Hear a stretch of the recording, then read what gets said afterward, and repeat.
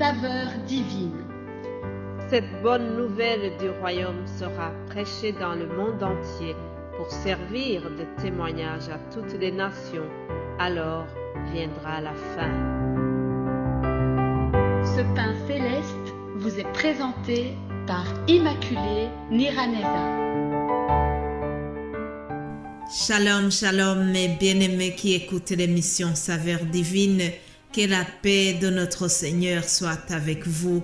Bénissons le Seigneur qui nous donne cette dernière semaine du mois de novembre. Voilà, chers amis, c'est ici la journée que l'Éternel a faite. Qu'elle soit pour nous un sujet d'allégresse et de joie. Alléluia. Je remercie le Seigneur pour ce week-end qui vient de s'écouler.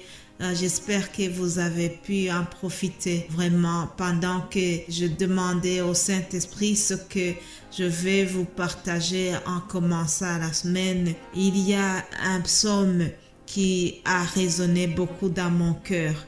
C'est un verset du psaume 90, le psaume 90 au verset 12. Il nous est dit: enseigne-nous à bien compter nos jours, afin que nous appliquions notre cœur à la sagesse. Je répète, enseigne-nous à bien compter nos jours, afin que nous appliquions notre cœur à la sagesse. Ça, c'est David qui a fait cette prière.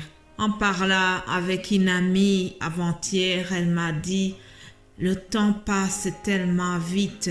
J'ai eu l'impression que l'année est passée d'une manière beaucoup plus rapide que les autres années. Toi qui m'écoutes, je ne sais pas quel est ton avis là-dessus, comment le temps t'a semblé, comment l'année 2023 t'a semblé. Je voudrais qu'on puisse réfléchir un peu sur la notion de temps en commençant cette semaine.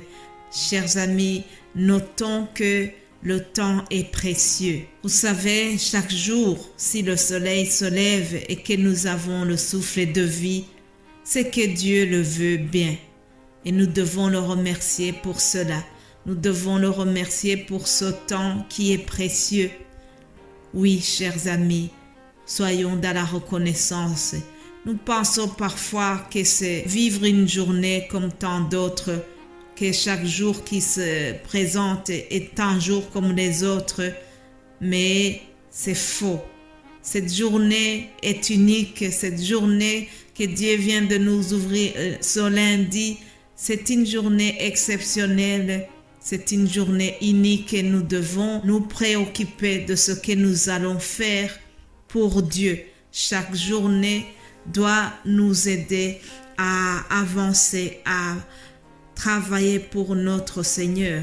En commençant la semaine, je prie le Saint-Esprit qu'il nous enseigne à bien compter nos jours et à bien les utiliser. Alors, c'est quoi bien utiliser nos jours? Je vais vous donner une idée. Pour moi, avoir un esprit de pionnier, c'est bien utiliser son temps. Oui, chers amis, nous devons avoir un esprit d'un pionnier. Alors, qu'est-ce que c'est un pionnier? Un pionnier est quelqu'un qui innove. Il n'a pas peur de faire différemment. Il n'a pas peur d'aller à l'encontre de la pensée générale de son époque. C'est quelqu'un qui vise toujours au loin. C'est quelqu'un qui a des défis à relever chaque fois. C'est quelqu'un qui a des rêves plus grands. Alléluia. Vous savez, Jésus est le plus grand des pionniers. Personne n'a fait aussi de grandes choses que lui. Jésus, après son existence, aujourd'hui, ceux qui ont suivi son esprit de pionnier, ils vivent des grandes choses. Alléluia. Jésus est notre seul modèle sur cette terre. Alors prenons vraiment son exemple. Rappelez-vous ce qu'il nous a promis lui-même. Il a dit: si vous croyez en moi, vous ferez de plus grandes choses que ce que moi j'ai fait. Je le crois fermement, chers amis. Ne nous limitons pas, mais rappelons toujours à Jésus cette promesse. La Bible nous enseigne à bien compter nos jours, afin de ne pas les gaspiller. En effet, Dieu a un plan pour notre vie. Alors, pour accomplir ce que Dieu a planifié pour nous, nous devons chaque jour faire notre part du travail et surtout ne pas gaspiller le temps qu'il nous a donné. Voilà ce que je vous souhaite vraiment en commençant la semaine. C'est ma prière également, que nous puissions bien utiliser le temps que Dieu nous a donné et bien compter nos jours. Que le Saint-Esprit continue à nous enseigner à bien compter nos jours. Alléluia. Après cette introduction, je voudrais vous remercier, vous tous, qui nous encouragez, qui m'encouragez chaque jour dans ce ministère. Merci à vous, frères et sœurs, qui partagez la parole de Dieu, qui œuvrent pour le royaume de Dieu. Vous participez à l'agrandissement de ce royaume en diffusant l'évangile. C'est quelque chose vraiment qui est très important. Je remercie mes frères et sœurs vraiment qui ont compris que partager la parole de Dieu, c'est une mission, une des missions nobles que nous avons ici sur terre.